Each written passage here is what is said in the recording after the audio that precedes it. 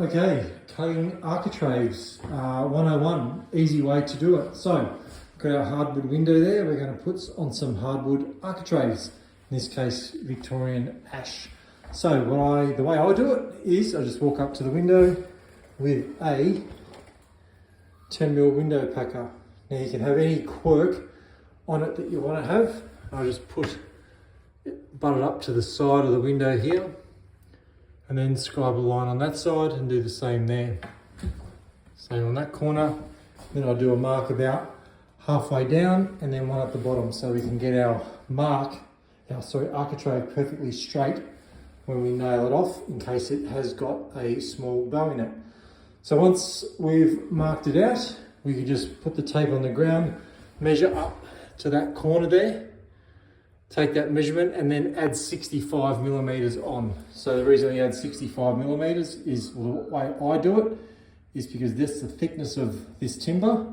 So when I measure up, it's easier to cut it back this way on the mitre than it is to mark it on this single bevel. And this profile of this timber is single bevel, you can see, and that's how it goes on the window with the glass to the right there.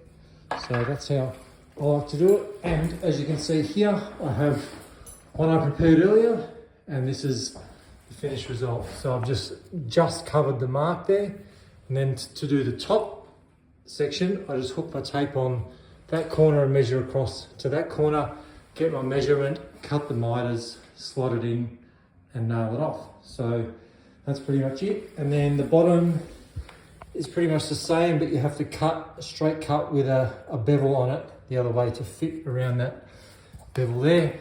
So that is that. When you back to the quirk again, so this is what we know as the quirk, so how much of the actual window reveal face you can see once the architrave's on. You can make this quirk whatever you want. It could be 3mm, it could be 5, it could be 10, whatever you want to make it. Obviously it's got to be within inside the widths of that, but in this case, because these are such nice hardwood windows, I wanted to showcase them, I guess, more and leave as much as I could on there, and create sort of like a bigger step on it, and that is the result. So now I'll just go ahead and cut that last one across the top, which is pretty self-explanatory. As I said before, I've got that one to do, and I've got that door to do.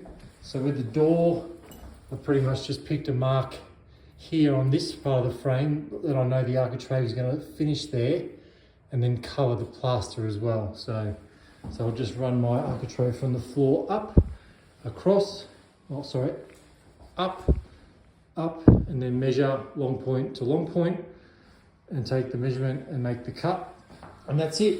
Then we've got skirting to do too. So with the skirting, we'll just plumb cut it, well, not plumb cut it, but just straight cut down and just butt it into there, nail it off along. There's a couple of ways you can do the corners.